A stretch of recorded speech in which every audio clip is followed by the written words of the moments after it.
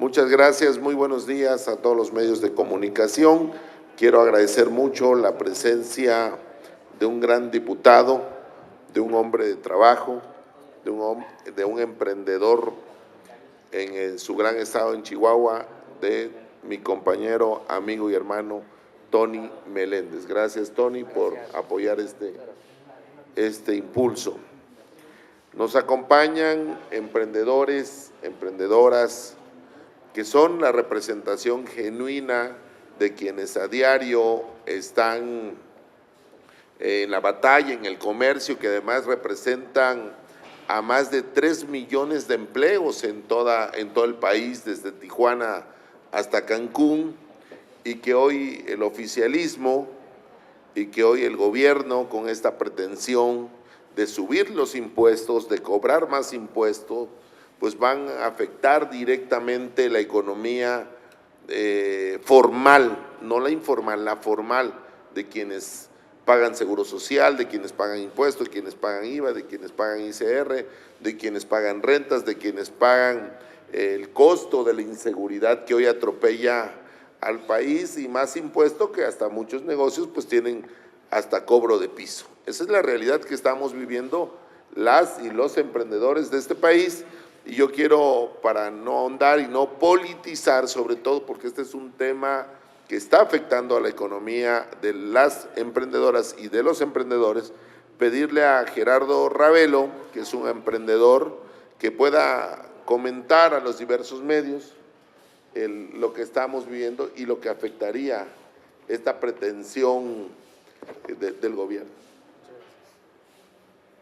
Gracias, diputados. Muchas gracias a todos. Buenos días. Bueno, primeramente comentarles un poco de contexto. Soy emprendedor desde hace 7 años que me dedico al e-commerce, particularmente en Mercado Libre y otras plataformas. Nuestro negocio es 95% dependiente de este comercio electrónico, de esta mecánica.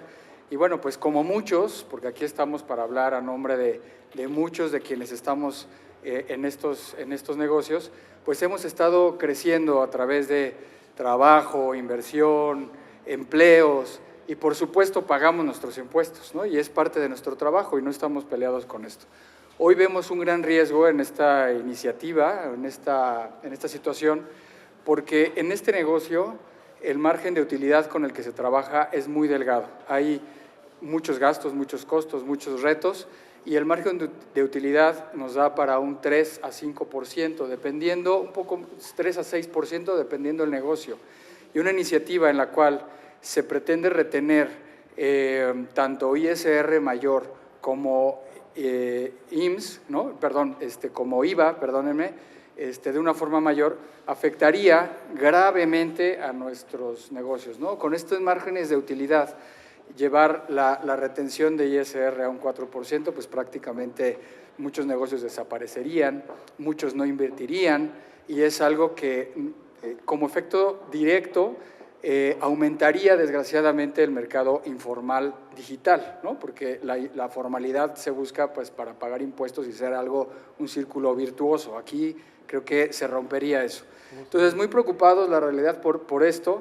Creemos, y no estamos peleados, insisto, con pagar nuestros impuestos, pero de una manera justa, que se tomen en cuenta los ratios actuales, ¿no? La proporcionalidad que es actual, o de otra forma creo que habrá muchos efectos tanto directos a los negocios como indirectos a las familias, a los negocios que tienen que ver con las entregas, con las personas que empaquetan, con las personas que hacen muchos trabajos que van alrededor de esto. Y para finalizar, una reflexión, ¿no? muy rápida. Creo que como país está bien la recaudación y la parte de los impuestos, pero pensamos que es preferible el tener una recaudación de ese porcentaje, 1 a 1.5% de una base en franco crecimiento y todos metiéndole todas las ganas para crecer, a ir a un 4%, pero un mercado que se contraería, ¿no? Que seríamos menos los que estaríamos jugando en un mercado formal y desgraciadamente nadie vendría a la parte formal por miedo a esta repercusión económica, ¿no? Entonces, nuevamente muchas gracias por la oportunidad y aquí estamos para servir. Gracias, diputado. Muchas gracias, Gerardo. Ahora te presento, ahora tiene el uso de la voz una emprendedora que es ejemplo también en el tema del e-commerce, Elena Bartolo. Muchas gracias a todos, muchas gracias por la invitación. Y pues bueno, mi nombre es Elena Bartolo Santiago, soy fundadora de la empresa Piñata Lab, Dale a lo increíble. Elaboramos piñatas artesanales personalizadas. Nosotros ocupamos la plataforma de Mercado Libre a partir del 2022. ¿Por qué? Porque fue nuestra salvación justamente en pandemia. A partir de ahí nuestro negocio pues no murió. A pesar de ser un negocio artesanal, pues no perdimos artesanos, al contrario, incrementamos nuestra plantilla de artesanos y salimos adelante gracias al e-commerce. Ahorita, la verdad, estamos muy preocupados por el tema de esta retención de impuestos, que para nosotros nos afectaría muchísimo en nuestra operación diaria, porque pues nos deja sin capital para seguir avanzando o para pagar cosas que actualmente se están pagando. Tendríamos que subir también los costos y pues no se me hace justo que también los compradores, que finalmente son los que adquieren nuestras piñatas, pues paguen todo este tipo de pues costos adicionales. Entonces, pues para nosotros sí nos afectaría mucho este aumento. Gracias.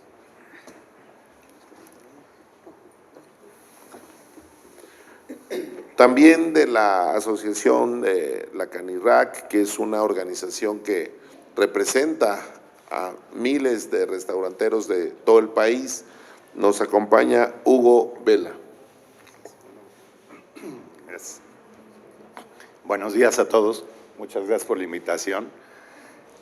Pues a nosotros nos preocupa muchísimo este tema de seguir incrementando los impuestos. De hecho, nosotros somos absolutos promotores de que para crecer la economía tenemos que tener incentivos fiscales. Entonces, lejos de estar en un tema de cómo cobramos más impuestos, deberíamos estar en cómo podemos dar incentivos para que todos los negocios crezcan y para que la economía crezca. El tema de delivery o de la entrega a domicilio tuvo un crecimiento muy importante a partir de la pandemia, a partir de 2020, cuando todos los restaurantes estuvimos cerrados cerca de 8 meses y la única opción de venta era a través de entrega a domicilio. Ahí fue donde la mayoría de los restaurantes empezaron a utilizar las plataformas digitales como un método de venta. O sea, no consideramos las plataformas digitales como ninguna otra cosa, y mucho menos como una oficina de recaudadora de Hacienda, ¿no? Entonces, a partir de ese momento, el crecimiento de la venta de entrega a domicilio fue muy importante, y a partir de que pasó la pandemia, fue disminuyendo hasta mantenerse en una plataforma más o menos estable, que ha venido creciendo poco a poco, pero que no fue ese mismo boom de entonces. Sin embargo, fue la salvación de la gran mayoría de los restaurantes. Los restaurantes, y en realidad cerraron más de 20,000 restaurantes durante la pandemia, los que sobrevivieron fue en muchos casos gracias a las plataformas digitales y a la entrega a domicilio. Ahora, si nosotros incrementamos esta retención, pues en muchos casos esta retención representa más de la mitad del margen neto que los restaurantes pueden tener. Y estamos cobrando impuestos por anticipado de algo que los restaurantes ni siquiera han cobrado, que ese es otro tema muy importante. O sea, nosotros estamos pagando como si tuviéramos un proveedor donde hubiera que darle un anticipo.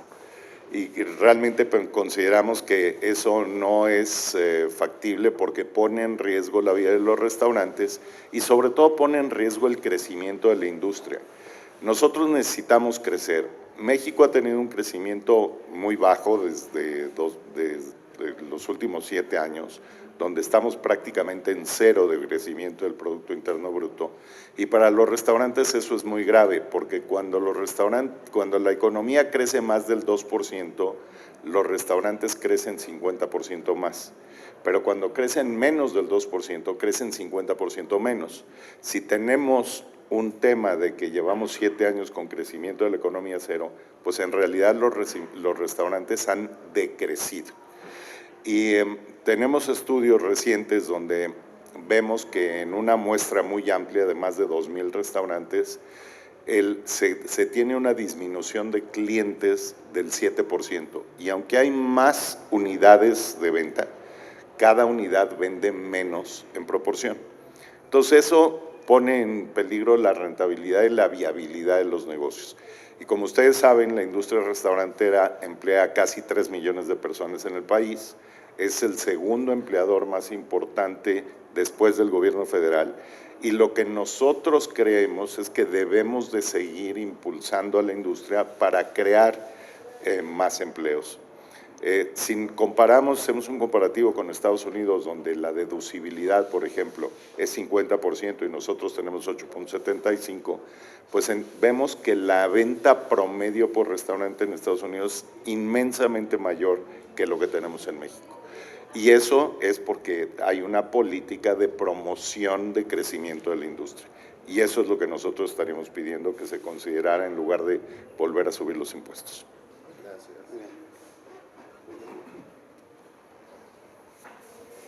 Si alguien tiene alguna pregunta, con confianza.